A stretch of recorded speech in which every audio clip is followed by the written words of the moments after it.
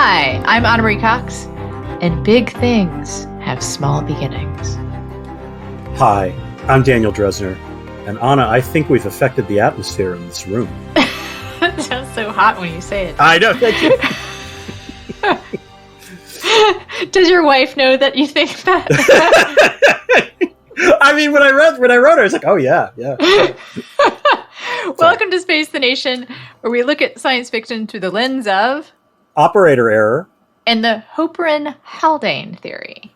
Now, what is this? Because I confess, that was one of those names where it's like, ooh, this looks interesting.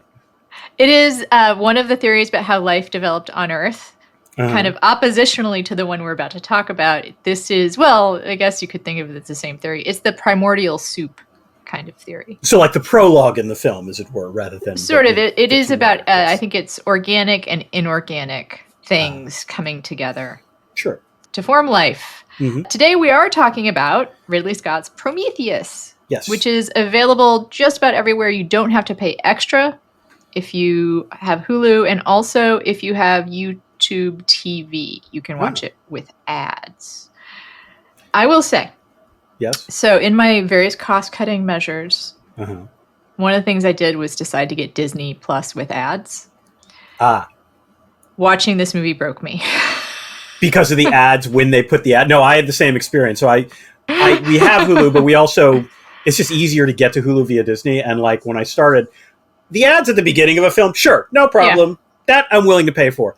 Having the ads in the last 20 minutes or 30 minutes of this film, like, there's problems with this film, which we're going to get to, but like the ads are not helping the experience.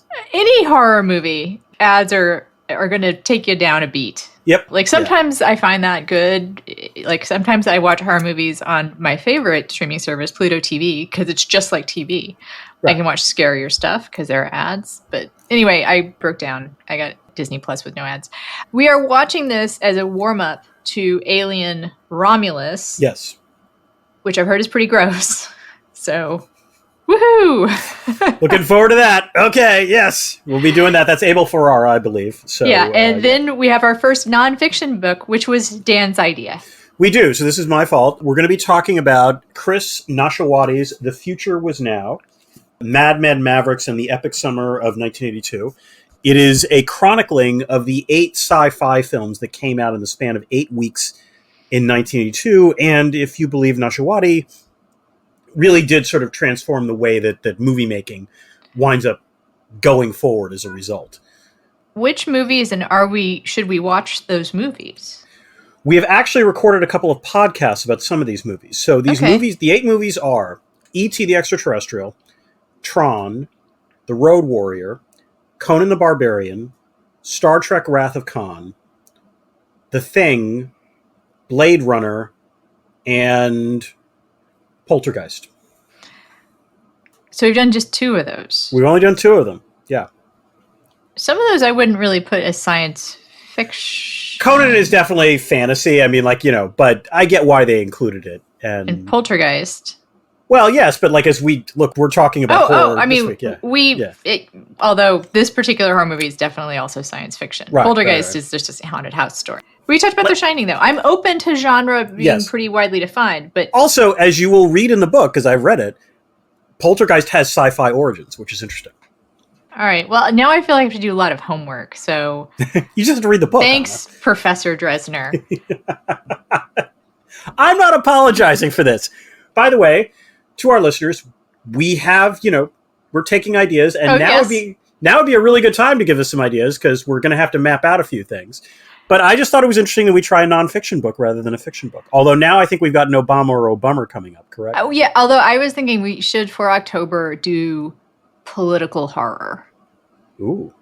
Okay. Or like political site. Like more like we should do, we owe the patrons Hunt for Red October. Yes, absolutely. That's right. We could do Manchurian Candidate.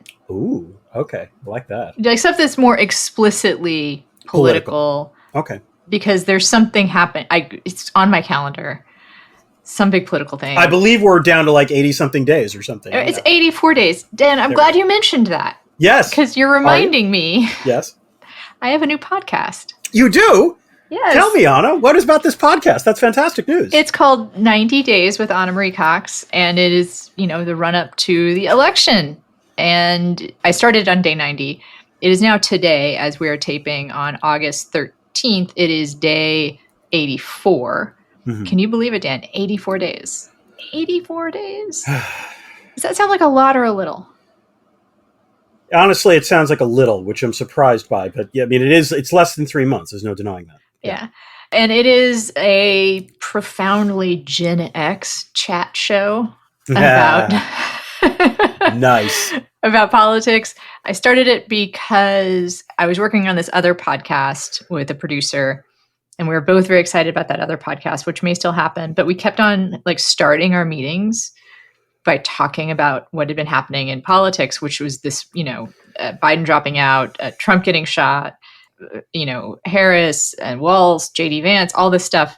And I realized I was getting excited about politics again. And he was trying to hire a day-to-day producer for me. And every time he told somebody, I'm looking to hire a producer for Anna Marie Cox, they were like, oh, what? I've been curious what she has to say about the election.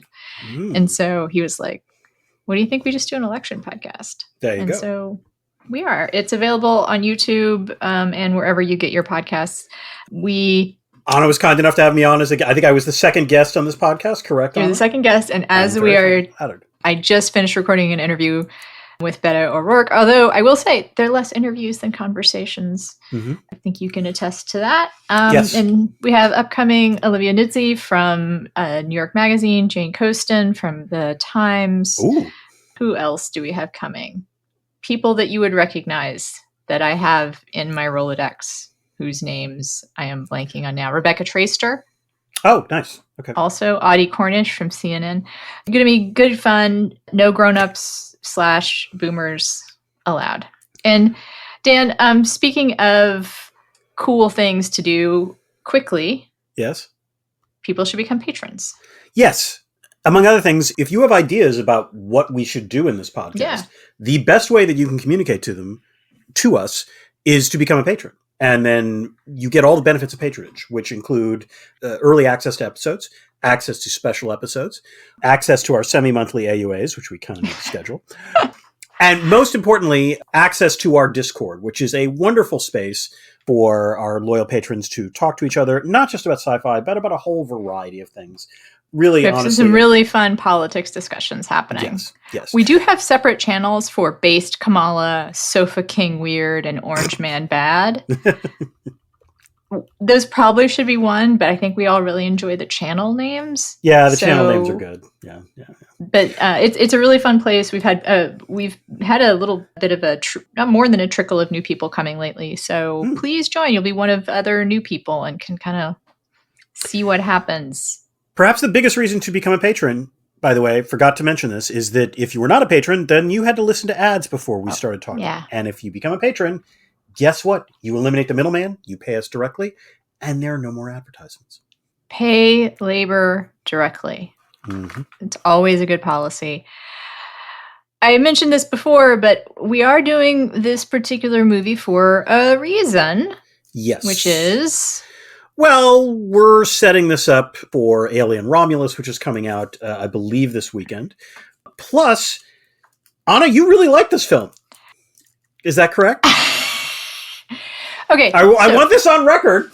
This has to get on record. Fair. Yes. To be very fair. Yeah. There are very few truly great Alien movies. The first two we have already done. There are two. Yes, we've already done those. Yes. So we are left with not great choices. We also did Alien v Predator, which was not a great film, just to be very clear. Right. So not tons of choices in terms of let's talk about a really good movie. Yeah. I, for some reason, that I can't articulate, like this movie. And I remember thinking it was dumb when I first saw it. Let's be very clear. I'm going to list many reasons why this is a dumb movie later on in the podcast. I think it's all Michael Fassbender. It might be. It just might be his performance as David that I do think is quite good. He is good. I want to be very clear. I'm going to make a lot of fun of this film for a variety of reasons.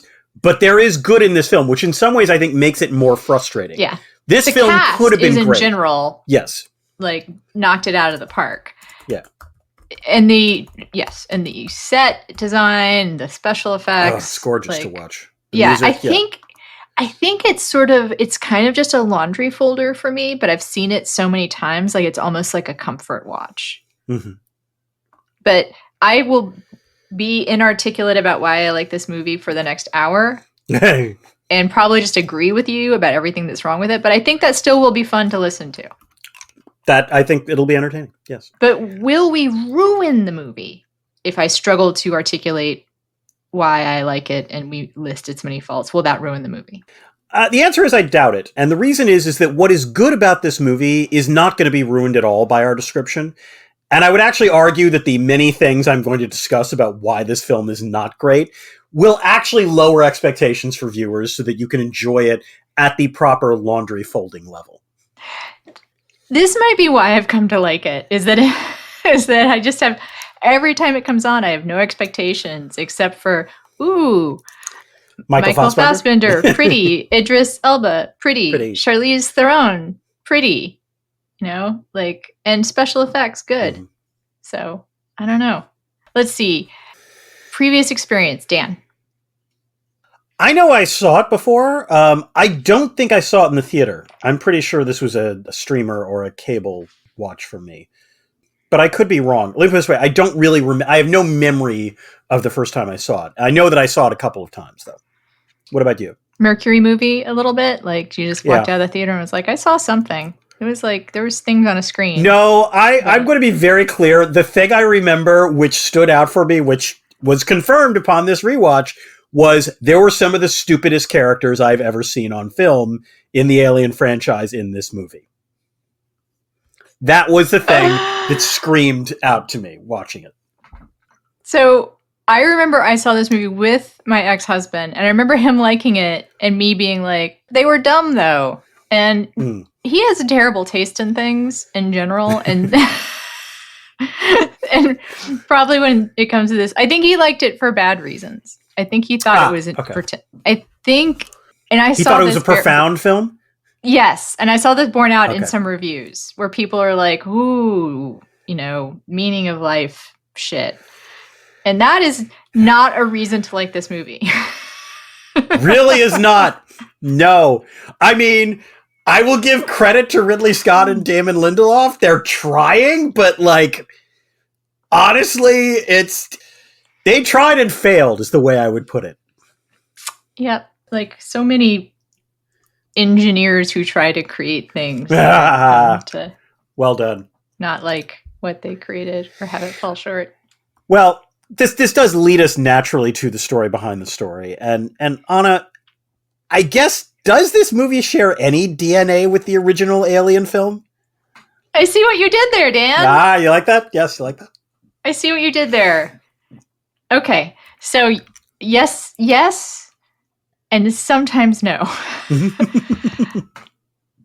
So Ridley Scott and James Cameron were interested in doing prequels, like basically right after their movies, I guess after Cameron's movie came out.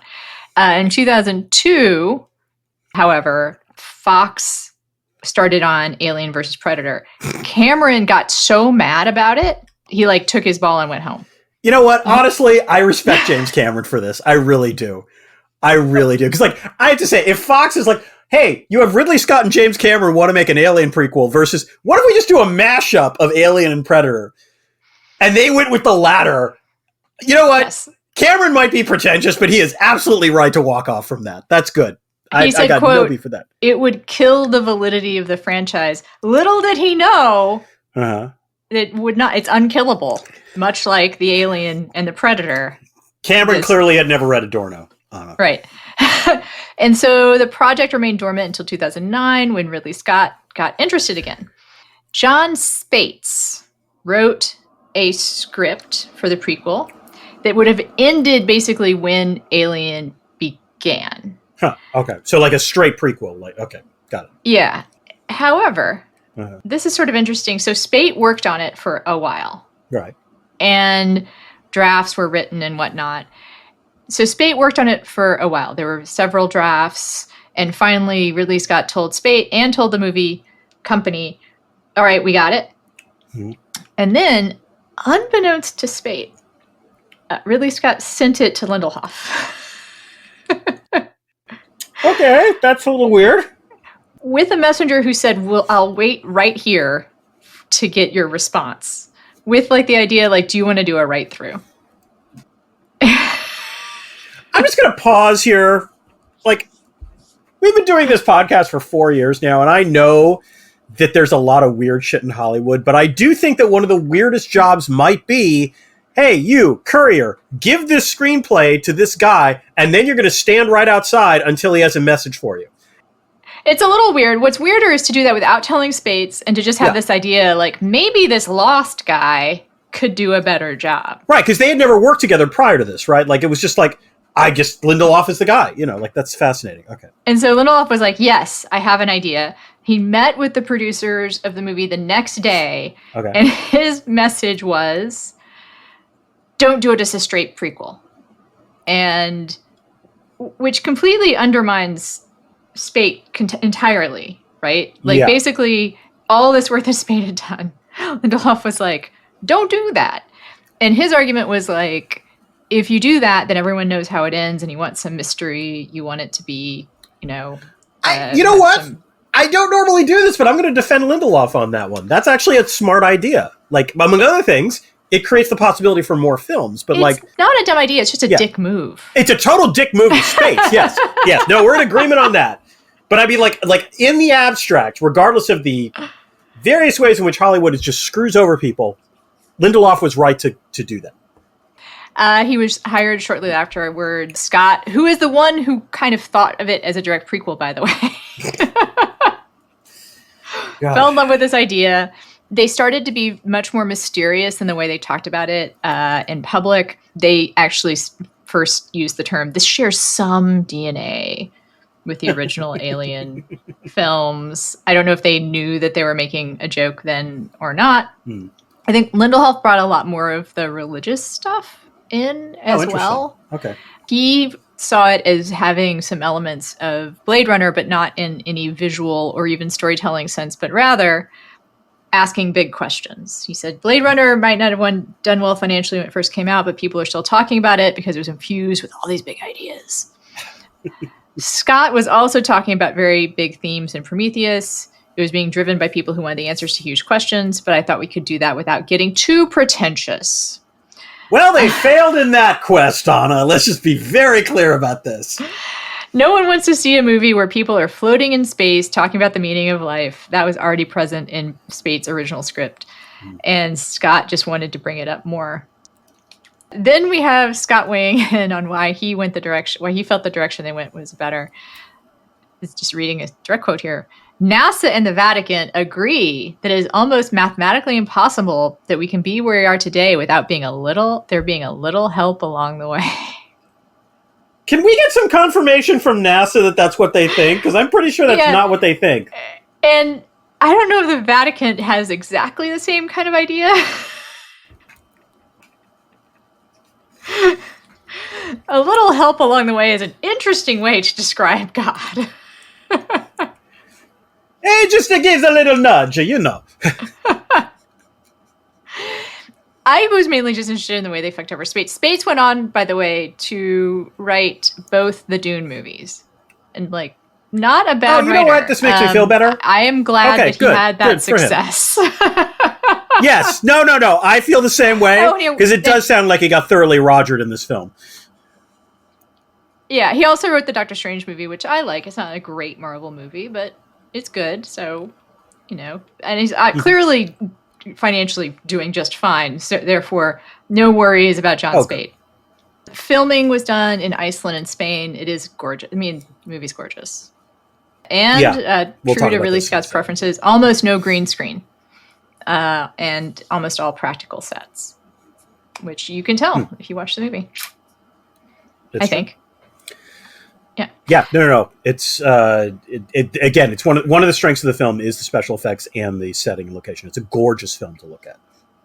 All right, let's get to Chekhov's What's It. This is the thing that often appears in the first act of the film that winds up being somewhat relevant towards the end. Anna, what do you have? I have Chekhov's I won't bring that back to our planet. Good. Thank you. I just sort had of like a gun Chekhov's. going. Actually, kind of. It's as actually like a gun going off. Like, Or a it bullet, would turn as the it were. spaceship Yes. in. That's Yes. See. Yes. Chekhov's See? bullet, yes. All right. I have Chekhov's batty plutocrat. I am legit curious why Scott cast Guy Pearce as the plutocrat to only have him like in makeup where he's like 108 or something. You have an answer to this, Anna? I have an answer. Also, I meant to mention this in the story behind the story, which is so one of the funny things about Ridley Scott and Lindelof saying this is only loosely related to the regular Alien franchise is there are so many fan theories about how this all works together. Like people have spent a lot of time trying to figure out like how these movies relate to each other. and there is some interconnective tissue or some connective tissue in a bunch of deleted scenes. Oh, interesting. Including Guy Pearce as his age that he was when they filmed this as whatever his name, Wayland. What's his name? Wayland. What's his first name? Is it? I don't know. Wayland? Is it Wayland? It's not Wayland, but I don't think we ever hear his first name. Wayland, like Wayland Jennings. It's CEO Wayland is the answer. CEO Wayland. So there were some scenes of him not in old age makeup, and you can very easily online. They released a video. I hate it when people say they released a viral video when it was really just intended to go viral. Yeah. Guy Pearce, normal looking Guy Pearce, not that age isn't normal, doing like a fake TED talk about. Oh, I remember seeing this actually. You're right. Yes, I do remember. Like I remember when the movie came out, like that was posted to YouTube or something. But there's a bunch of deleted scenes out there for the Prometheus completists who I don't imagine there's a ton of them. Well, all 30 of them, yes. There are enough Alien fan people out there. Oh, sure. That there is a fair. I'm sure these things do get looked at anyway. Yep. Dumb people, not. I don't want to call everybody dumb in this movie, but I do. Let's be very clear about this. I really want to do that. Most of them are pretty dumb on it. In fact, can we get to the plot? Okay. I was thinking, because maybe just they're doing things for plot reasons. Sure. Which is how, in my life, I would like refer it when I do something that's inexplicable. I just want people to say, not Anna's dumb, but Anna did that for plot reasons. Anna did that in the service of the plot. I like that. Sure. It looks like she did something stupid. But really, she was just doing that because the screenwriters had her do it. Yeah, I like that. All right. Let's get to the plot. Let's start with Act 1, the dumbest motherfucking crew in the Alien universe. After a brief prologue showing a super buff alien committing suicide and dispersing his DNA into a waterfall, we fast forward to the year 2089. Scientists Elizabeth Shaw and Charlie Holloway discover a star chart in a Scottish cave painting matching those of other ancient civilizations. And that's enough for the Weyland Corporation to pay $1 trillion to launch the scientific vessel Prometheus. It travels to the distant moon LV-223 in search of the engineers that appear in the paintings. This ship has quite the crew, Anna. There's David the creepy android, boss bitch / maybe android Vickers, laid-back Captain Janik, and assorted idiot scientists like geologist Fifield and biologist Milburn. Also, the chain of command is somewhat unclear. We'll just leave that, put a pin in that. The ship arrives at LV-223 and lands near an artificial structure that contains several antechambers. The crew investigates, and I'm guessing biosafety protocols and institutional review board regs don't apply to outer space because, hoo boy, Holloway, Shaw, et al. Just start doing some reckless shit while investigating the structure. They do find lots of metal canisters as well as the decapitated corpse of an engineer. With a storm approaching, Shaw and Holloway return to the Prometheus with the head. David returns with a canister. Milburn and Fifield, who tried to bug out earlier, have to ride out the storm in the alien structure. Okay, Anna, before we get to what drove me completely nuts about this film, I do want to concentrate on the good stuff, which in some ways makes it that much more frustrating. Because there are good elements in this film. Ridley Scott can't make a bad, boring film. Even his bad films are usually going to be interesting. This is a gorgeous looking and sounding film. The prologue scene where, which I believe they shot in Iceland, is just otherworldly in its beauty. The planet they land on looks gorgeous. Obviously, the actors look gorgeous. As you say, the practical effects really work. Also, the score is interesting. It's an uplifting score, and I really liked it. It actually adds some sort of ethereal thing to it. The thing that strikes me is that it's the exact opposite of Alien. Like, this is the least gritty film I have ever seen in the Alien franchise. Would that be a safe way of putting it? Yeah, I think you're right. Yeah. I'm trying to think of like what the in-universe way to explain that would be. And it might have something to do with this, like, this is a rich guy's, like, vanity mission. Project, right. And clearly, space is not at a premium, and I mean that space inside it. Like, that's one of the things you notice right away comparing it to the original Alien, right? Is that, like, the original Alien is claustrophobic. Yeah, the Sulaco is a tight ship, yeah. Yeah, and this is just like there's acres and acres of space. Like David is just like roaming around, playing basketball, riding a bike, like just dyeing his hair. All of this interior space. And that opening, it's interesting to compare that opening montage with the original Alien, right? Not just the spaciousness of it, but he seems to be maybe trying to have some parallels, right? Like there's no real life. It's just David. Like there's just sort of mysterious forces kind of weaving their way through the ship. The other thing that is sort of like the original Alien is that they do open with breakfast. Like there is a breakfast scene, and the movie is kind of about labor versus management. I will talk about that more.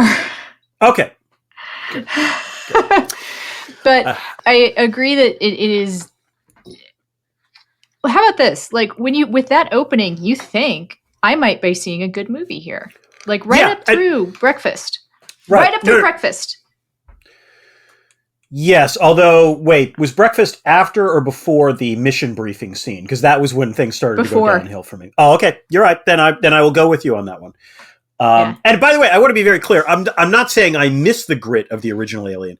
This is also a perfectly fine way of making a sci-fi film, and it's a consistent tone. It's interesting that it's the same universe and yet very different. All right, let's get to Act 2. Sexy times on the Prometheus. While Holloway gets drunk, Shaw runs tests on the engineer Head, and David extracts some ooze from the canister and slips it into Holloway's drink. Shaw learns that the engineered DNA is comparable but predates human DNA. She and Holloway celebrate by boinking. Janek and Vickers also hook up, leaving no one to monitor Fifield and Milburn in the alien structure. That's unfortunate, because after discovering a whole bunch of engineers in spacesuits with holes in their chest, these two, and I cannot stress this enough, idiot scientists, then trigger an attack from some alien cobras. The next morning, Holloway ain't feeling too good. Everyone returns to the structure to go look for Fifield and Milburn. David finds a control room and what looks like a live engineer in cryosleep. The others find Milburn's corpse, but no Fifield. Holloway takes a turn for the worse and everyone skedaddles back to the Prometheus, but Vickers won't let them on the ship because of the possibility of contagion. Holloway ends the standoff and commits suicide by flamethrower, forcing Vickers to incinerate him. Anna, one reason I am legit intrigued that you like this film so much is that one of the things we have in common is that neither of us are big fans of body horror. And by my count in this film, the body horror count is considerable. There are two engineers who are just face horrible endings, plus Shaw, Holloway, Milburn, Fifield, and David. All of them have horrific body trauma. And so I guess my question is, do you really like this film? I think it benefits from the sterility of the tone of the film. Mm-hmm. You know, it is all very clean lines and whatnot. I think even some of the body horror feels, I mean, it works, but I wonder if one reason why even horror fans didn't respond especially well to this movie is that the body horror seems almost out of place. It doesn't have an organic. The movie does not feel organic except for the body horror. Well, one way I would put it, and maybe this is what it has to do, the body horror might be the one area where Scott uses CGI. I mean, it's very clear that that's what's going on with both the engineers. It's definitely what's going on with Holloway. Yeah. And actually, the one body horror scene that I think really works, and we'll get to that next, is the one involving Shaw. And that's not, that's very different. That is not done with CGI. And that might be it. I think you're right. I think there's something to that. It also benefits, I mean, when, like I said, this kind of made me sign up for Disney Plus with no ads. But I did have the thought as I was watching it, is that it's a lot easier to watch with the ads. When gross stuff is much easier to watch with the ads. True. But it just feels different than other Alien movies in terms of like how bad the body horror is. And I throw up my hands. This is not going to be an episode where Anna is able to articulate everything she feels. So it'll be short. But we can agree that I really want to, it's unfortunate that Janek and Vickers don't survive because they would have produced one smoking hot baby. Oh, of the couples that get together on that night? Yeah, I think it's the Idris Elba, Charlize Theron baby that all of us want to see. Yes. I mean, by the way, even given the low bar of Squid Baby on the other. But the other thing I would add, by the way, that was Idris Elba's best acting moment. There's that brief moment where he realizes he might actually be able to hook up with Vickers. And like, as a heterosexual male, I just want to say, I know that behavior. Like, that it was well done by Idris Elba. It was just a great little moment. He is really he's Idris Elba. He's charming. And I also think the acting in this movie is good. Yeah. Like, this movie is a weird failure. Yes. Like, it's not a boring failure. It's an interesting failure. Yeah. Most people probably wouldn't want to see it more than once to see it as an interesting failure. I'm weird that way, but yes, I agree. If you haven't, should have said this if you haven't seen it, or will this podcast ruin it for you? If you haven't seen this movie, I think it is worth seeing. It is worth seeing knowing it is not very good. Yeah. There we go. All right, for those of you who are not patrons, now is the time for us to go have our ad break. We'll be right back after these messages from Stephen Still's eBay page.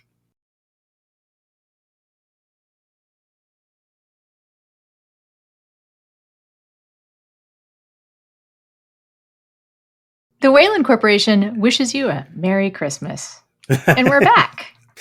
All right, let's continue with Act 3. It's a good thing the Prometheus didn't land in Texas. See, Dan, we're all talking about our own self-managed abortions these days. So God. Maybe it wouldn't have been so bad. And also here, let me put in a plug actually more seriously for Plan C. If you happen to live in a state that doesn't have access to reproductive care, Plan C is an organization of European-based doctors, and you can get a prescription for abortion pills mailed to you. It's not illegal, and it's plancpills.org. They should have been our corporate sponsor, Dan. Yeah, they should have been. Okay. During quarantine checks, David tells Shaw that she's 3 months pregnant, which is quite the mystery given that she's infertile. Shaw avoids being sedated and uses an automated surgery table to excise the xenomorph-like fetus from her abdomen.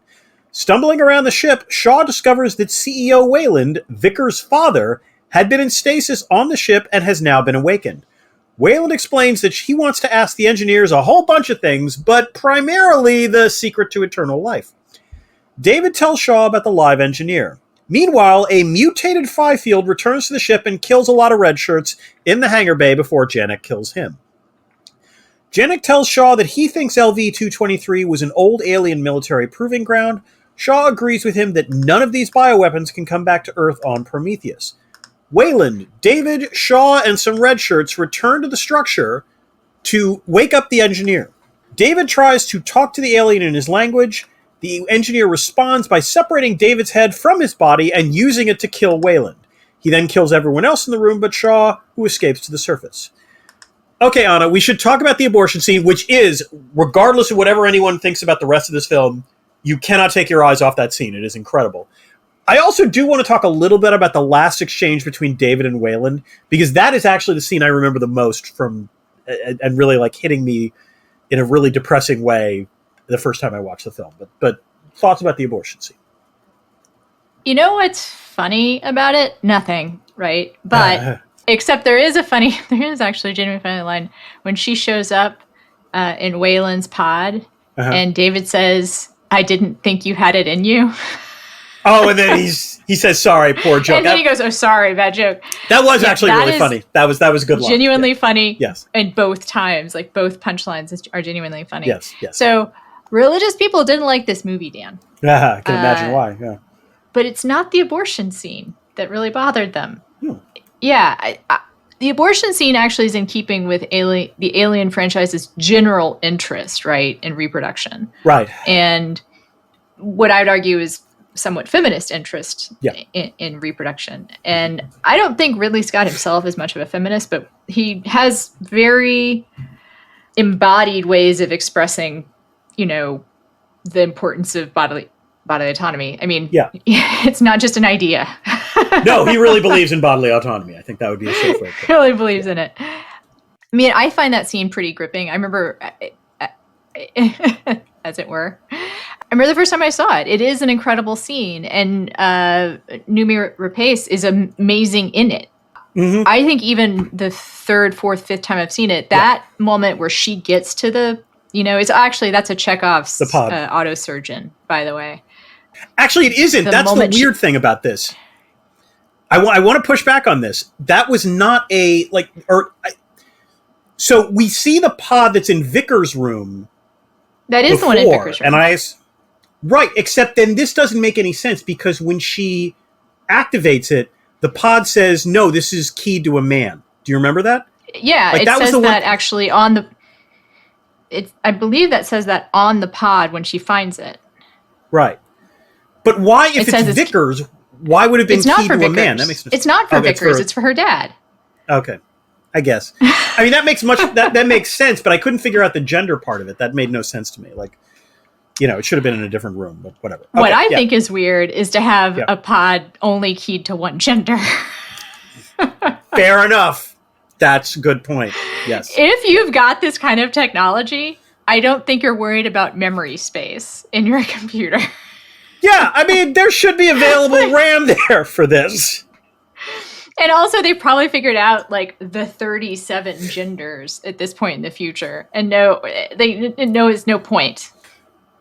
Anyway, of all the things to get stuck on, it is a intense scene. I remember, and every time I see it, when she arrives there and is desperate to make it work, it feels urgent. It feels... Yes. No, Rapace sells that scene incredibly effectively. Yeah. They should run this as a political ad in Texas, for sure. Yeah. I'm not entirely kidding. The religious people thing is interesting. I mean, there are some people that try to sort of claim it as a Christian movie, and for reasons maybe I'll talk about later, there's some reason to think that it was intended that way, not just that Shaw's character is a Christian. Right. But, it's actually pretty hostile to Christianity. Well, the scene between David and Wayland is the one that in some ways, the one that I would imagine the religious folks would be the most disturbed by. I found it disturbing. Not that I necessarily disagree with it, but because God help me, I might actually agree with it, where Wayland says, "There's nothing, isn't there?" And David says, "Yeah, pretty much." And that's how, and it's an incredibly bleak exchange. And I would like to think it's not true, but it's quite Well, he says, "Have a good journey," though. Have a good journey. That's true. Yeah. So maybe, can you have a journey through nothing? I guess it's another of David's dry, punchlines, a dry sense of humor. We'll never, Dan, report back. That's all I can say. That's good. The other religious stuff is, it does depict God as not, obviously, that there's a chain of gods. Right. Or chain of creators, as they will. Chain of creators. Yeah. And it actually is a more Gnostic movie than Christian movie. Yeah. And then the idea that we're all driven to supplant God, that's where the creative urge comes from, is to be your own creator, is not something Christians especially are keen about. Yeah, that's fair. That's fair. All right, let's close the plot out. Act 4, things go to pot. Just as Janek realizes that the alien structure is really a ship, the engineer powers it up to take flight. Shaw warns Janek that the ship is headed for Earth, carrying an awful lot of bad goo. Janek ejects Vickers' lifeboat, with Vickers exiting an escape pod soon after, and then fires up the ion engine in the atmosphere to use Prometheus as a bullet to disable the engineer's ship. Janek succeeds, destroying the Prometheus and grounding the engineer's ship, forcing Shaw and Vickers to scramble away from it as it rolls towards them. Vickers is not successful in her scrambling. She gets smushed. Shaw makes it to the lifeboat. Don't run away from the donut in a straight line. That was one of those moments where, like, admittedly, I'd be panicking, but I also, like, really? You know, like, if you run at a right angle, I'm pretty sure that's going to be the better move. Shaw makes it to the lifeboat, where she sees that the fetus xenomorph, aborted hours earlier, has grown into an adult-sized xenomorph. David, still alive, warns her that the engineer survived the crash and is headed her way. The engineer forces open the lifeboat's airlock and attacks Shaw, who retaliates by releasing the alien offspring onto him, allowing her to escape. She rescues David, who says that they can leave in another alien ship. Shaw and David leave LV-223 for the engineer's homeworld so Shaw can find out why they wanted to destroy humanity after creating it. All right, Anna. I'm going to go on a small rant here. One of the reasons that I like both Alien and Aliens, and why I think they were such good films, is that the characters were not idiots. Okay? They might have been flawed. They might have been acting on less than perfect motives. But when you saw characters like Dallas or Ripley or Hicks or Burke, they were not stupid. Upon rewatching this film, however, I cannot escape the conclusion that the Prometheus crew was populated by dum-dums. I'm going to just list the stupid in this film, Anna. You don't want me to interrupt and give you, like... If you want to defend what's going on, go ahead. That's fair. Okay, give me a chance. Okay, all right, go. Give me a chance. Go. First of all, no one is briefed before takeoff. Okay, so the thing about all of the questions that you have is that people have asked them before. So I know the fan person responses. I know. I'm not saying these are my responses, but these are the things that fans have argued. And that one is, the answer to that question is, it was a lot of money. They were paying a lot of money to these people. And part of it was no questions until we get there, that here's your cajillion dollars. So, and as it turns out, you apparently don't get the best of the best if you make that offer, because let's go to the next thing. Okay. My favorite is Fifield. Fifield is the geologist who cannot answer the one geology question that is put to him. At one point, Shaw asks, is that a, man-made structure? And he says, I can't tell you that. I can just tell you it's hollow. And literally after that, Fifield is out. They go down and it's like, I'm just here to look for rocks. You're looking for actual aliens. That's it. I'm out of here. And he heads out. He's smoking a joint in his suit. Just incredibly stupid. That's just innovative, Dan. That's what that is. Just incredibly dumb. Milburn's truly... okay, go ahead. No, go ahead. Is it a geological question to say, is that man-made? A geological question would be, what's that made of? No, because I think if someone's supposed to be able to study rock formations, they can tell you whether that would be a naturally occurring or artificial phenomenon. All right. Okay, fine. You go. I agree. He is a genius in his innovation about how to smoke pot, but that is the one thing he's he's a very good geologist. No. Okay. There is Milburn's truly bizarre behavior with the space cobra. I got to stop you there, Dan. Yeah, go for it. Got to stop you there. Uh-huh. I find it bizarre. You find it bizarre. There are people who are really into snakes. And these are space snakes, Anna. Okay, so yes and no. Yeah. Okay.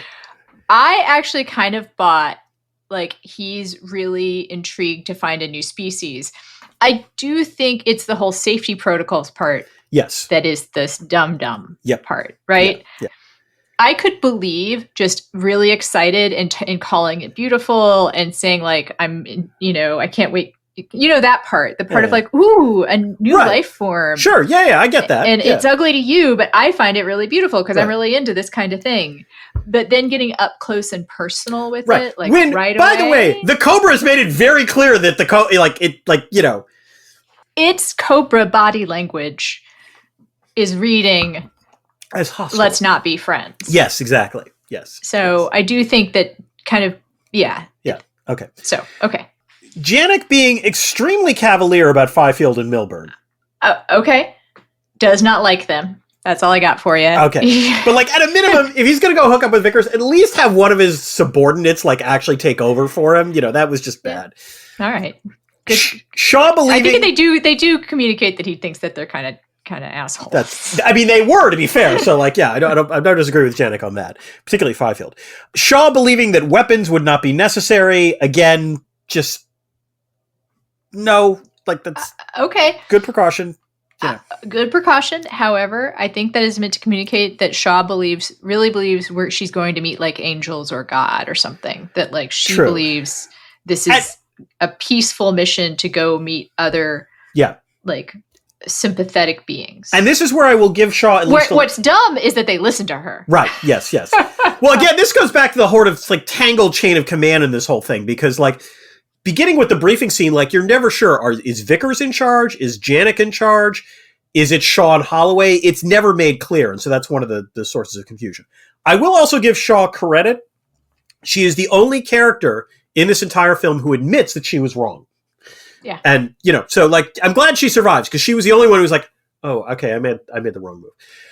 My favorite is, you know, Holloway taking his helmet off in the structure, which everyone, you know, goes ballistic about. But what I'd forgotten was that he takes his helmet off the structure, but then castigates Ellie for risky behavior and going for the head when the storm hits. It's like, what is your calculation of risk here? Like, I'm allowed to take my helmet off, but if you do something, no, I get to judge on that.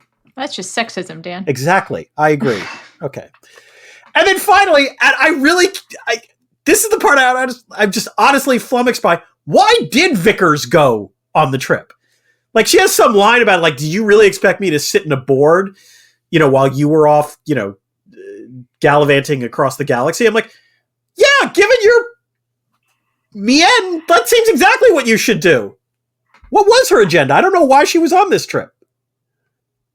If I have to build the Iron Man here, I would say that she was trying to prove to her father that she could do this, that like she could run this mission of his better than David. Because there is that weird, one of the cool things in the movie is the sibling rivalry between that's true. Vickers and David. Yes. Again, the performances in this movie are actually quite good. Not just like not bad. No, they're good. They are good performances. Yeah. And you do get this, the triangle between Wayland and David and Vickers is very tense, very realistic. It feels, you know, like a family. Yeah. I think also kind of problematic though, if I knew you would not like this movie, so I didn't prepare my list like this, but a thought that I had was when she's doing her King Lear kind of talk. A king has his reign and then he died. Yeah. My thought was like, wait a minute, on Earth, everyone thinks he is dead. Like, why didn't you just stay on Earth? This is where my everyone point. Thinks he's dead. Yes. Everyone thinks he's dead, so you could have taken over the company there. Also, what was very clear was he was going to die. I mean, he says, I've only got a few days of life left. So, like, there was no need to go on this trip. Well, except he thinks that the engineers might be able to keep him alive. Right, but clearly Vickers must have thought that as well. Otherwise, you're right. The rational thing for her to do would have been to stay on Earth and run the damn corporation. Well, run the damn corporation also because, you know, best case scenario, he gets life from the engineers. They have to go back to Earth. Yeah. Who knows what the time debt is there? Surely, like, and then he shows back to Earth alive and is like, I want my company back. I don't know. I do like the idea of thinking of Wayland as an Elon character, though. Oh, yeah. That actually was the one thing I thought, okay, this is actually aged pretty well from the film. Like that, you can totally see Elon doing that exact same thing. Yeah. Anyway, you have you raise good questions, Dan. Thank you. Especially if we consider a good question to be one that many people have asked. Fair enough. I just thought it was worth listing them because I agree. Yeah. Thank you. Many people are saying yes. Hmm. But I have a question that you didn't ask, Dan. Oh, please ask away, Anna. Is there IR in this movie? I think so, Anna. That's why they call it a thesis, actually. The mystery of why the engineers tried to destroy Earth after seeding it is actually legitimately interesting. It's sort of at the core of the film and presumably what Shaw wants to know. And I would say, based on the revived engineers' behavior, I think we should assume it's a power transition concern. They don't want any of the species they created to be more dynamic and powerful than they are. This is a classic power transition theory question that is often used to justify preemptive action. Beyond that, no, there's no IR in this film. I mean, I suppose the lack of the state is another background condition enabling space plutocrats to make incredibly stupid decisions, but beyond that, there is not a ton of IR in this film. So, Dan, I actually know why the engineers wanted to, or at least why what Ridley Scott has said. Oh, okay. Do tell me. Was a reason why the engineers wanted to go back and destroy Earth. Which is? Humans killed Jesus, Dan. Wait, what? And Jesus was an engineer. Wait a minute. Are you messing with me? Ridley Scott actually said that? That's insane! I agree. It's another reason why religious people don't like this movie. You know what? I'm team religious people on this one. Like, they shouldn't like this film. Although the only thing is that this justifies all the really garish art of like Christ on the cross where he's incredibly buff. So like that suddenly would make more sense now. The other things I was going to add about why this is not a great movie for people who believe in God of any kind, really. It's the Jesus was an engineer kind of is linked to the movie's argument that all religions come from engineers. That all these different, I will use the word primitive, but that's not a great word. Peoples, like all these cave paintings and stuff, all of them, what they're really worshiping is engineers. Not super respectful or good, in terms of like how we view disparate people around the globe. Mm-hmm. So there is the hint that of this is in the movie, which is at one point there is discussed when did this all happen with the ship, and someone says about 2,000 years ago. So what happened 2,000 years ago, Dan? Oh, okay. Yeah. Well, it would have been 20. Yeah. Oh, that's killed Jesus. No, that's just bad. Oof. All right. Okay, Anna, thank you for asking me a question. I guess I do have a question for you. Okay, Dan, shoot.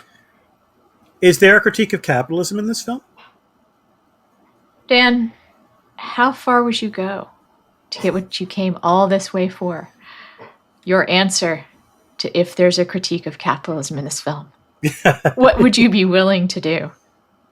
I'll ask you a second time, maybe. So, I think this film has a surprisingly nuanced view of capitalism, Dan. On the one hand, the engineers are Taylorite extractive disaster capitalists willing to destroy a planet rather than deal with labor issues. Also willing to destroy themselves. I mean, that is quite the opening sequence, but, yeah. Yeah, I was going to put this into brief field. Okay. But it's a really inefficient way to seed life on a planet. I got to agree on that one. Yes. And also, as beautiful as Iceland is, I can't help but notice it has life on it already. True. There's plant life already. Planet, whatever planet they're on, let's say it's Earth, there's already pretty sophisticated plant life and whatnot. Yep. I'm assuming fish and so on as well. I mean, I guess the argument is how did humans specifically evolve, right? And we're throwing out three centuries of Darwinism with this, so, So there is the extractive capitalist engineer race. But on the other hand, the film is also a cautionary tale about giving an artist too much creative freedom. and this is another the marketplace kind of worked situation. Okay. We love Ridley Scott. Yeah. We do. We do. His misfires are interesting. Yes. And that's what I would say about this. This is an interesting This misfire. is a case of like, God, man, like, give Ridley his constraints. His best stuff, I think we could both argue, comes from when you give him constraints. When he's allowed to just dick over a writer, for instance. Yes. Yep. No, I agree on that. And what's weird about it is that, like, you know, they let him make another one of these films, which is I will say, so after I rewatched this over Christmas, it's my Christmas movie. Okay. I rewatched Alien Covenant. Right. And I was like, you know what, maybe I need to get Alien Covenant another chance. Did you? And my response to that is that I did, and I did not need to give it another chance.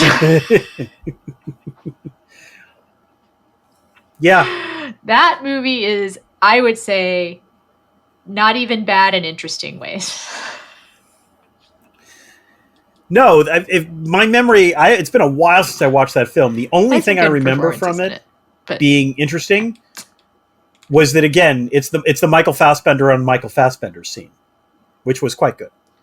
Yes, and his sort of subtlety in those two characters was really good. Also, give Danny McBride more horror movie roles.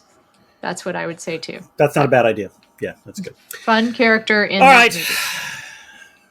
Let's get to the least you can do. We've noticed on occasion that Anna or I damn a movie with faint praise that would be very funny if it were on a movie poster as an endorsement. Anna, do you have any such faint praise for this film? I was going to go with just, this is a Christmas movie.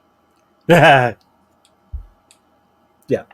But I would have do you have anything, Dan? I mean, you could also be like, Iceland is beautiful, also. One of the top 5 films in the Alien franchise. Oh, nice. Thank you. Nice. I like it. Thank you.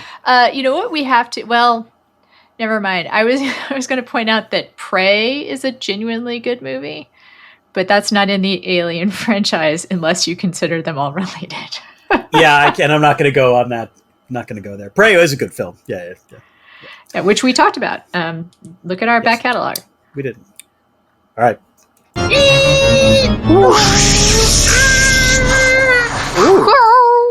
Ooh, that sounds like the Prometheus landing. That's good. It's time for Discordant Notes. This is where we take a question from one of our patrons that is asked us in the Discord and answer it in the podcast. This question comes from Renee. Is Shaw a superhero? Running and or climbing after a C-section would be excruciating. Should the audience be required to suspend disbelief in so many ways? And this is... Let me put it this way. In a film that has a lot of stupid behavior and a lot of sort of genuinely mysterious moves, this one isn't the most egregious to me. Like, you know, like they do make it clear Shaw is suffering a fair amount, like in the aftermath of the surgery. And also, I'm willing to let this film sort of hand wave a little bit and say, you know what, space drugs are awesome. So, like, maybe she survived. She takes 2 shots of something. Yeah. Right. And I'm going to assume whatever she's taken is better than morphine. I am in the same place, again, of all of the things that bothered me. She's clearly suffering. Also, maybe space medicine. There's some healing gel that they shot into her or something. Yeah. Like, who knows? Also, when she puts on the wetsuit thingy, I was like, well, that would keep us all inside there. Yep. That's a good compression garment Yeah. for your insides. So, good. I mean, I can see why that would go through somebody's head. Yeah, no, totally fair question. Not saying, but and I guess in some ways, in a better film, I would have asked that question myself. This is not a better film, and so as things go, not the harshest thing to deal with. Okay. It's like the engineer ship. I have a new microphone. It sounds really cool. Wait! I got something. Ready? Okay. Yeah. Oh, that's silicate. It's a silicate storm. This is the debris field. This is when we address things that we have not discussed yet in the rest of the podcast. I've got a pretty long debris field. Yeah, I bet you do. So, you want me to start? I have some stuff too. Okay, go for it. Go for it. What does Shaw see in Holloway? Thank you! Thank you so much! Holloway is a dick! Holy crap! He is. He is dick to others, and he is a dick to her. Yes. I, of course, was like, oh, okay, I was married to that guy. I get it. But also, he's this viewing... No, he's also the least professional scientist. Like, he gets there, there's no aliens that he can find, so his first move is to get drunk? Like, it's bad. And also, there are aliens. I mean, come on, just, like, aliens. Yes! Like, did we cover that before? I don't think they knew that aliens existed yet. Like, that would be I think Holloway literally says it's the biggest discovery in the history of mankind. You would expect to be happy for your girlfriend there. And, like, yeah. Also, his cavalier way of being like, how you create life, he's like, all you need is a brain, whatever. And she gets, I think, rightfully has her feeling hurt. Yes. I mean, it's a little weird to have it happen the way that it happens. But anyway, along with everything else, just he's a dick. He wears flip-flops on a spaceship. I don't know. Okay. I don't like him. Totally fair. I don't know what she's using him. He is cute. Oh, yeah. I will say that. He's very cute. Discount Tom Hardy. I will say there is a film that I want us to do at some point. I think it's called Upgrade, that he was in. The actor, I think Logan. I can't remember his name. Logan Marshall Green, or I think that's the actor. Something like that. It's a 3-name thing. But he was in a really good, nasty little Blumhouse film that is worth our conversation. Love those nasty Blumhouse joints. Okay, speaking of Holloway and Shaw, exactly what kind of scientist is Shaw? Like, this was not clear to me. Like, they're supposed to be archaeologists, and yet Shaw seems awfully familiar with things like, hey, let's just futz around with this alien head. Like, that was weird. She could be... I don't have in my head the right word, but like a ethnobiologist? A xenobiologist? Or xenobiologist? Like a anthropological biologist? Oh. Like... evolutionary biology, maybe. Like I think also they're supposed to be like a team, and I think he's the archaeologist, and she's like the real scientist. That would actually make some sense. But all I'm trying to say is, like, her science background is a little elastic in terms of this film, and it was very confusing to me. So yeah. We're going to hear from some ethnobiologists, I think. Yeah. All right, so. Love an assembly that's also in a gym, like in middle school. Yeah. And I did say, like, this on this spaceship, space is not at a premium. And part of me is like, so you have this incredibly spacious spaceship, but you still have to do your assembly with the basketball hoops. Also, there's like 10 basketball hoops for like 12 people. Basketball is huge in the future. You know what I'm talking about? Like, they have like... It's entire. Yeah. They're all practicing dunking emoji. I'm sure I'm sure there's going to be like a 3-on-3 competition that was probably scheduled into the mission. I will say the prologue scene is gorgeous. As you say, there's abundant evidence of life, but like just a spectacular, like in some ways I could watch that scene over and over and over again. It's just really pretty.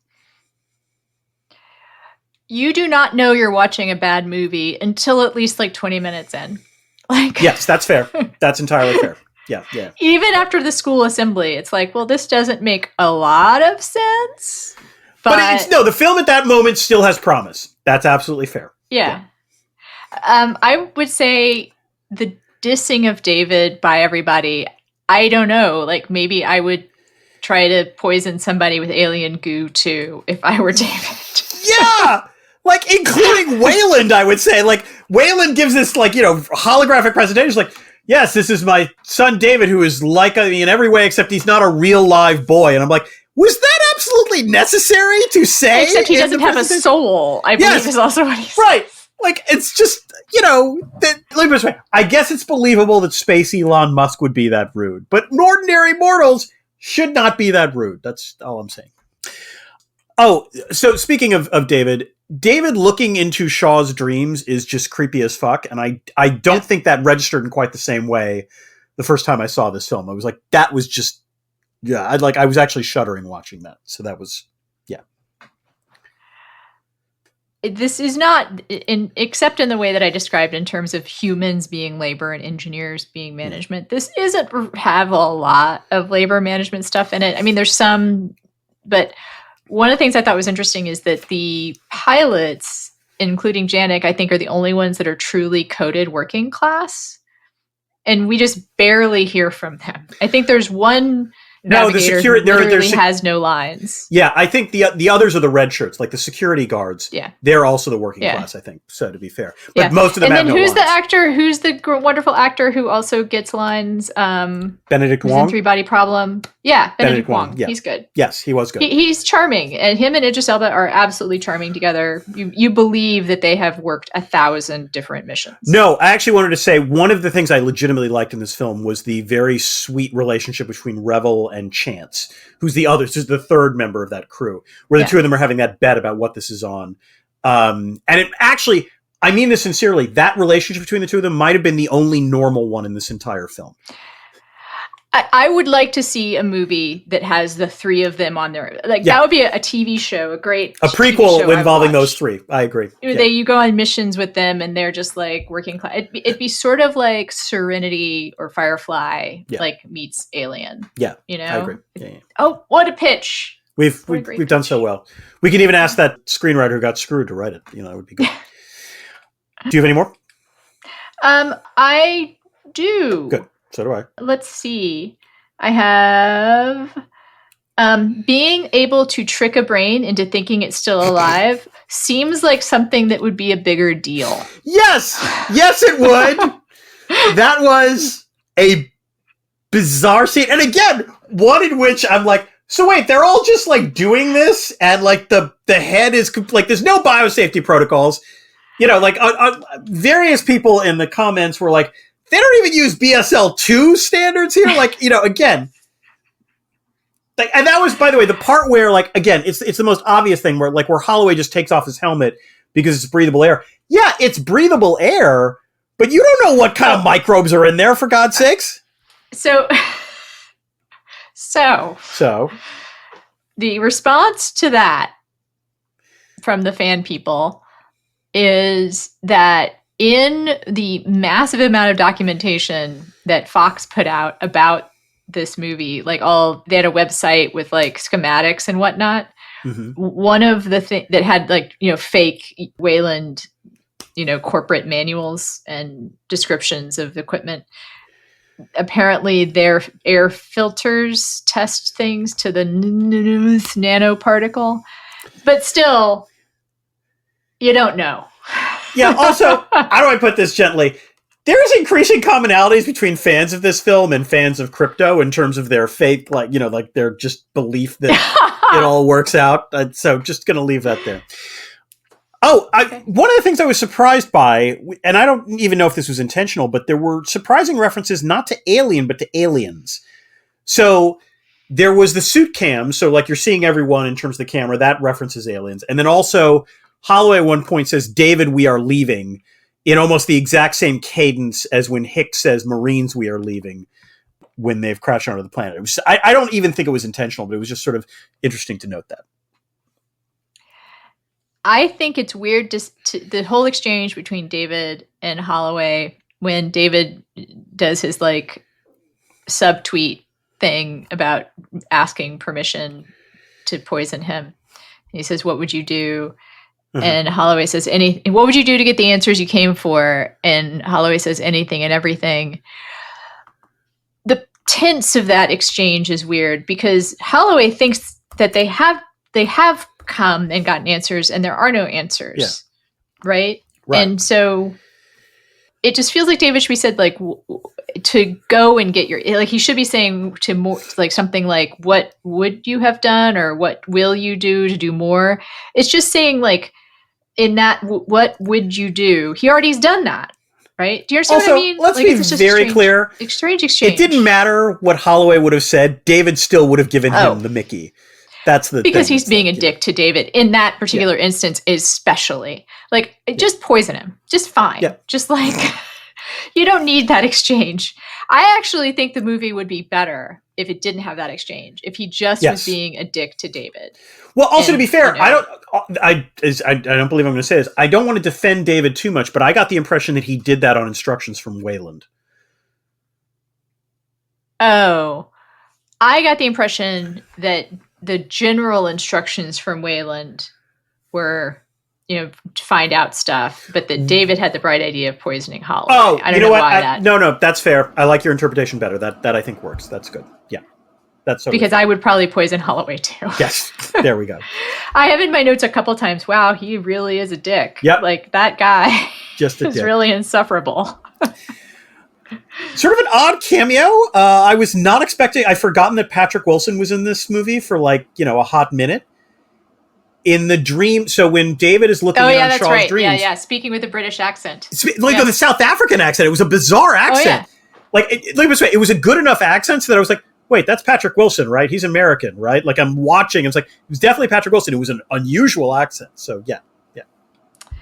I have never observed Christmas to make people especially horny, but I guess that's a thing. Uh-huh. Sure. So good on them. Yeah. That is the night that everybody has their, when you're lonely, I guess, miss your family, you're out in space. Yeah. If you can't be with the ones you love. Love the ones you're with. That's a weird callback when they kill everybody, when they kill themselves. That's true. There is a surprising amount of alcohol on this ship. I just want that noted. Yeah. Like Holloway's not the only one drinking at various times, so like it was worth noting. Alien batteries last a long time, apparently. I know that when I leave batteries in a closet for just a year or two, sometimes they're not very reliable. Everything works. It's 2,000 years later, and everything still seems to just be waiting for someone to turn it on. Those engineers knew what they were doing on it. That's all I can say there. The last line in this film is, again, disturbing, like where Shaw says, well, I guess that's because I'm a human being and you're a robot, where you would have thought that, like, by that point, maybe someone would have had enough of a perspective to think, oh, wow, so David's looking at us the way we're looking at the engineers. Maybe we should treat David a little bit better. And no, Shaw doesn't do that. It's just strange. And also, why does she trust him at that point at all? Which, the one thing I think we know from Alien Covenant is she was wrong to trust him. Should not have. Yeah. Should not have trusted him. Yes. Believe it or not, I actually have a couple more things, but I'll end with... I have two more things, so go ahead.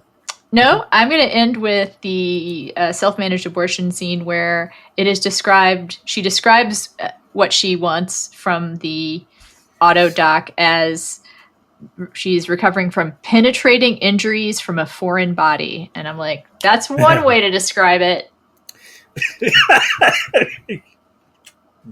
God. All right. That's good, Anna. Thank you. Again, so two last things for me. The first is the ending scene, the scene right after where we finally see the alien pop out of the engineer body. That landed incredibly flat for me, in no small part because it was very obvious that alien was a dude in a suit, and it was very weird. Like it was in a variety of the engineers look amazing, most of the other aliens look amazing. That it was like, oh, okay, yeah, that's a guy with an alien head. It just didn't really work for me. And one last thing, I don't know if you watched this film to the end of the credits.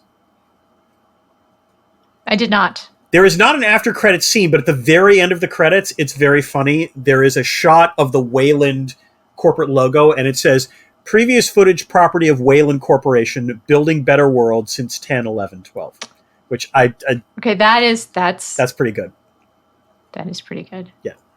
I mean, the in-universe continuity of the Wayland Yutani Corporation is one of my favorite things about the whole franchise. Yes. Like, everyone's just really dedicated to making sure that that's continuous. Let me put it this way. After watching this film, the one thing that I was like, you know what? At some point, I need to get a Wayland t-shirt. I really do want one. I would not be opposed to someone getting me a Nostromo jacket for Christmas. That is what I would like. I would like what Dallas wears. What Dallas is wearing in the movie. Nice. Yeah, that's what I would like. Or a hat like Harry Dean Stanton. Ooh, like the nice. trucker hat. Yeah. It just has the Nostromo logo on the top. Yeah. Actually, I should look for that. I need some more baseball caps. That's good. So I will look for that one. Are we just about done talking about this dumb movie? I think we are finally done talking about the dumb movie, yes. Okay. That I cannot defend, but I still like. But you still like, which, so long as you acknowledge it's a dumb movie, I will respect. Some things are indefensible, including this movie and my affection for it. At some point, we will watch Doom, and I will be in your situation. I might like it. Yeah. You never know. Yeah, we'll see. We'll do it. Let's definitely do Doom. Yeah. All right, we should close this up. We are on social media at Blue Sky mainly, or we're both on Blue Sky. I am at Henri Cox. He is at Dan Dresner. He is on Threads, whatever that is. Mm-hmm. I am on Instagram. I have that new podcast, 90 Days with Henri Cox. Yeah. Even though this recording is 84 days, we're counting it down. Lots of cool guests. For sure, the episode with Beto will have dropped by now. He was awesome. We had lots of good Walls intel. He served with Walls in Congress. Oh, okay. And attested to the fact that he could probably eat a hotter chili than Walls, for sure. But okay, sure, but I've seen Tim Walls like that. Yeah, that's not a shock. Yeah. Well, yeah, I mean Texas versus Minnesota, right? Yeah. And then also, but that Walls can go running in 20-degree temperatures in shorts and a t-shirt, and Beto was kind of like, I'm wearing every piece of clothing I own to go running in 20 degrees. So good. There's your Texas versus Minnesota congressman showdown. I should note that I have a piece that just dropped on Foreign Affairs, the September-October issue. I think how everything became national security and national security became everything. Should be available by this point, so take a read there if you really care about that stuff. You also have a newsletter. I do. I have a newsletter called Dresner's World. It's on Substack. Writing a lot about the election because that's really the most important international relations question for the next 84 days. I was going to keep doing my newsletter until I started this podcast. But I still want to go back to it. I promise someday, Civil Wars, because I still have that DVD sitting on and the DVD player. Got to get to that scene by scene recap. There we go. The Civil Wars. Yes. We may be doing more special episodes where we talk about politics. Yep. Trying to think if there's anything else coming up. Alien Romulus next, and then after that, The Future Was Now. The Future Was Now. Yes. And until then, keep this channel open.